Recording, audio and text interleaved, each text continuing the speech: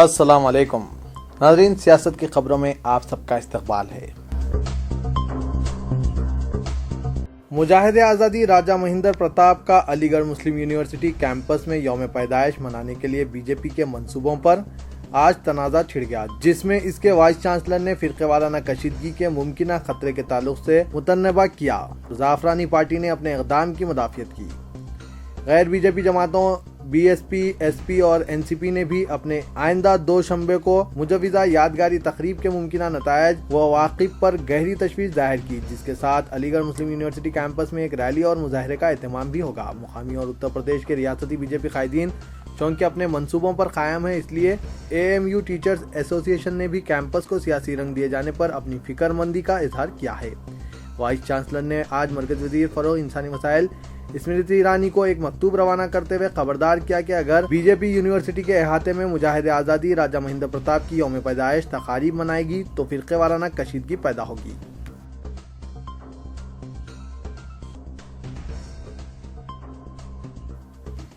وزیر اعظم نریندر مودی نے کہا ہے کہ جموں کشمیر کے عوام نے عسکریت پسندوں کو منہ توڑ جواب دیتے ہوئے ریکارڈ رائے دہی کے ذریعے اپنی طاقت کا مظاہرہ کیا ہے اور یہ ان کا جمہوریت پر ایقان کا مظاہرہ ہے۔ جموں کشمیر میں اسمبلی انتخابات کے دوسرے مرحلے کے لیے انتخابی مہم کے دوران انہوں نے کہا کہ ریاست کے چند علاقے گزشتہ 30 برسوں سے منجمد ہو چکے ہیں اور این سی کی زیر قیادت کے علاوہ اس میں کانگریس اور پی ڈی پی بھی شامل ہیں، جن کی بدعنوانیوں کی وجہ سے ریاست کے کئی علاقے ترقی سے محروم ہیں۔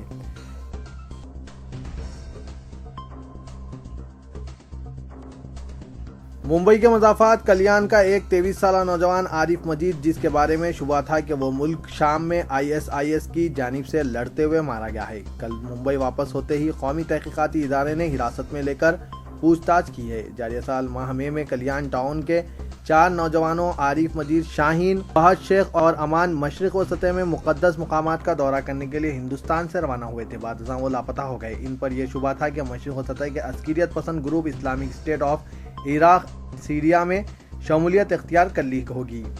تاہم عارف مجید کل صبح ممبئی واپس آئے ہیں۔ NIA نے پوچھ تاچھ شروع کر دی۔ پولیس عہدیدار نے آج یہ اطلاع دی ہے۔ عارف کے خاندانی دوست افتخار خان نے بتایا کہ عارف کے والد اعجاز کو آج صبح تحقیقاتی ایجنسی سے فون کال وصول ہوا، جس میں بتایا گیا کہ عارف ممبئی میں موجود ہے۔ قبل ازیں مہاراشٹر پولیس کے انسداد دہشت گردی دستہ ATS نے عارف کے افراد خاندان سے پوچھ تاچھ کی تھی۔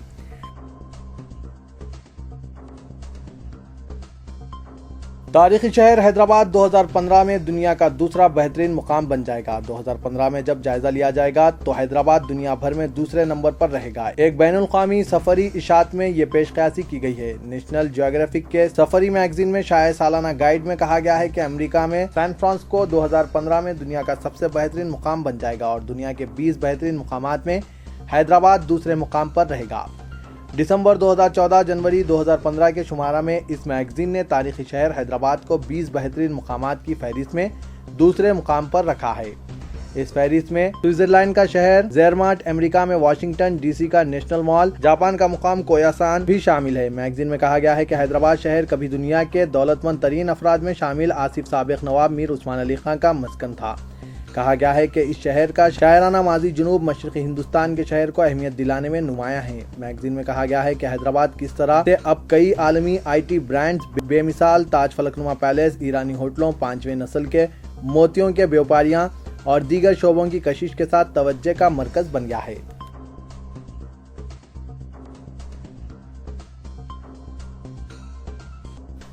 تلنگانہ اسمبلی میں آج اتفاق رائے سے تصرف بل 2014 منظور ہو گیا، مگر تلگو دیشم نے واک آؤٹ کیا۔ اس موقع پر وزیر اعلیٰ کے چندر شیکھر راؤ نے عید الفطر اور عید الاضحیٰ اور کرسمس کے لیے 2 دن کی تعطیلات کا اعلان کیا۔ انہوں نے مباحث میں کہا کہ TRS حکومت اقلیتوں کی ترقی اور فلاح و بہبود کے معاملے میں عہد کی پابند ہے۔ ریاست کی تقسیم کے بعد علیحدہ ریاست میں پہلی حکومت تشکیل دینے والی TRS نے وعدے کے مطابق بجٹ میں اقلیتوں کے لیے 1030 کروڑ روپے کی گنجائش فراہم کی، جبکہ غریب اقلیتوں لڑکیوں کی شادی کے لیے شادی مبارک اسکیم کا اعلان کرتے ہوئے 100 کروڑ روپے مختص کیے گئے ہیں۔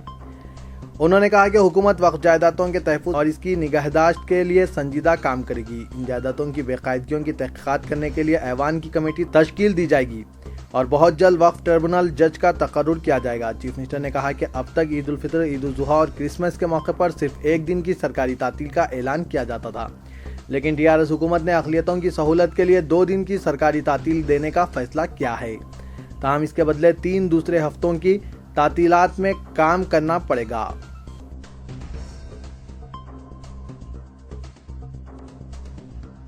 ایڈیٹر سیاست جناب زاہد علی خان نے اعلان کیا کہ روزنامہ سیاست کی خدمات کو تلنگانہ کی تمام یونیورسٹیز اور بڑے کالجز تک وسعت دی جائے گی۔ جناب زاہد علی خان کل عثمانیہ یونیورسٹی کی تاریخی آرٹس کالج کی عمارت میں ایک پروگرام سے مخاطب تھے۔ طلباء میں خود اعتمادی کو بحال کرنے، اسپوکن انگلش اور پرسنالٹی ڈیولپمنٹ کے 6 ماہی کورس کی اختتامی تقریب میں جناب زاہد علی خان نے بحیثیت مہمان خصوصی شرکت کی۔ روزنامہ سیاست کے تعاون سے عثمانیہ یونیورسٹی میں 6 ماہی تربیتی پروگرام انٹلیکچوئل فورم کا اشتراک حاصل تھا۔ پروگرام میں جناب زاہد علی خان کے علاوہ جناب Zaheer Uddin Ali Khan managing editor Siasat, professor Akbar Ali Khan dean commerce college Osmania university, professor Kodandaram chairman Telangana political joint action committee, professor K Pratap Reddy, professor T Krishna Rao principal arts and social science Osmania university, professor Ansari HOD arts college, professor Abdul Hameed director minority cell Osmania university, جناب افتخار حسین، جناب حیدر علی و دیگر موجود تھے۔ جناب زاہد علی خان نے اپنے صدارتی خطبے میں کہا کہ روزنامہ سیاست قوم کی سربلندی اور تعلیم میں کھویا ہوا اس کا وقار واپس دلانے کے لیے کوشش کر رہا ہے اور یہ سیاست کا اہم مقصد ہے۔ انہوں نے 6 ماہی تربیتی کورس میں طلباء کی دلچسپی اور جوش و خروش کو دیکھ کر مسرت کا اظہار کیا اور یونیورسٹی کے ذمہ داروں کی خواہش پر اپنی خدمات کو وسعت دینے کا اعلان کیا اور طلباء کو مشورہ دیا کہ وہ زبان کو سیکھنے کی دلچسپی کو جاری رکھیں۔ انہوں نے کہا کہ 3 زبانیں آنا ضروری ہے، مادری، علاقائی اور انگریزی۔ انہوں نے اردو سے ناواقف طلباء کو اردو سیکھنے کی تاکید کی اور کہا کہ چونکہ مذہبی مواد اردو میں محفوظ ہے، اس وجہ سے اردو کافی اہمیت رکھتی ہے۔ انہوں نے کہا کہ اپنے آپ کو خود مختار بنانے کے لیے زمانے کے تقاضوں کو پورا کرنا ضروری ہے۔ انگریزی بول چال شخصیت سازی کا ایک حصہ ہے اور سیاست نے اس کی ضرورت کو اہمیت دیتے ہوئے طلباء کو ہم آہنگ کرنے کا فیصلہ کیا ہے۔ روزنامہ سیاست کی ویب سائٹ بھی 3 زبانوں میں جاری ہے۔ جناب زاہد علی خان نے یونیورسٹی کا مشاہدہ کرنے کے بعد یونیورسٹی کے ذمہ داروں کو ہاسٹل کی صفائی پر توجہ دینے کا مشورہ دیا اور عثمانیہ یونیورسٹی کی تاریخی عمارت سے وابستہ اپنی یادیں تازہ کی۔ Urdu was very prosperous in the subcontinent, including Bangladesh, including Pakistan, and mainly in India, where we have produced a lot of writers and poets. But you see, now the world has come up in a nutshell with the internet, and the language of the internet is English.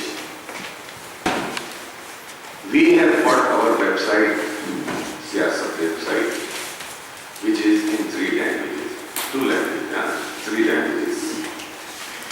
One is Urdu, the other one is Telugu. We are starting off because we are not getting a proper man to translate from Urdu to Telugu language. Because we want transliteration, not translation. Urdu, you type Urdu language on the internet, it changes into the Hindi script, but the language is the same. And now Siyasat has reached more than 160 countries of the world and 3,500 cities of the world.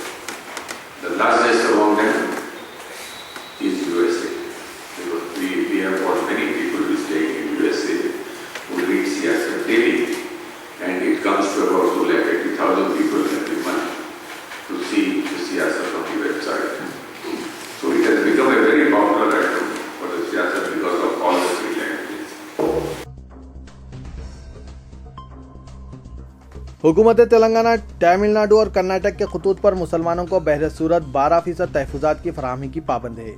اگر ارادے پکے ہیں تو راستے خود نکل آتے ہیں۔ کونسل میں تصرف بل کے سلسلے میں محمد علی شبیر ڈپٹی لیڈر کانگریس کی جانب سے بعض اہم مسائل پر طلب کردہ وضاحتوں پر وزیر اعلیٰ چندر شیکھر راؤ نے کہا کہ جب ارادہ ایماندار ہوگا تو اللہ تعالیٰ کا کرم ہی کرم ہوگا۔ انہوں نے کہا کہ میں 12% تحفظات مسلمانوں کو فراہم کرنے کے معاملے میں پر اعتماد ہوں۔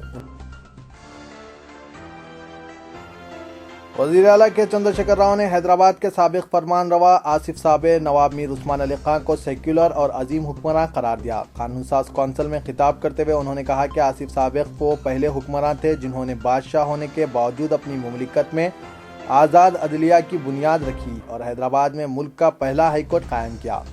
KCR نے کہا کہ آزاد ہندوستان میں 1960 میں عدلیہ آزاد ہوا، اس لیے آصف صابر کی جتنی تعریف کی جائے کم ہے۔ چندر شیکھر راؤ نے اپنا خود کا ایک واقعہ بیان کرتے ہوئے بتایا کہ اپر مائنر ڈیم کی تعمیر کے وقت ان کے آبائی زمینات زیر آب آ گئے تھے، جس کے خلاف ان کے والد عدالت سے رجوع ہوئے۔ عدالت نے ان کے والد کے حق میں فیصلہ دیتے ہوئے حکومت وقت سے ان اراضیات کا معاوضہ 1,70,000 روپے ادا کرنے کی ہدایت دی، جس کو عثمان علی خان نے یہ کہتے ہوئے قبول کر لیا تھا کہ وہ بھی عدالت کے دائرہ کار میں آتے ہیں۔ چندر شیکھر راؤ نے کہا کہ ایک بادشاہ کا عدالت کے فیصلے کو قبول کر لینے کی مثال تاریخ میں ملنی مشکل ہے۔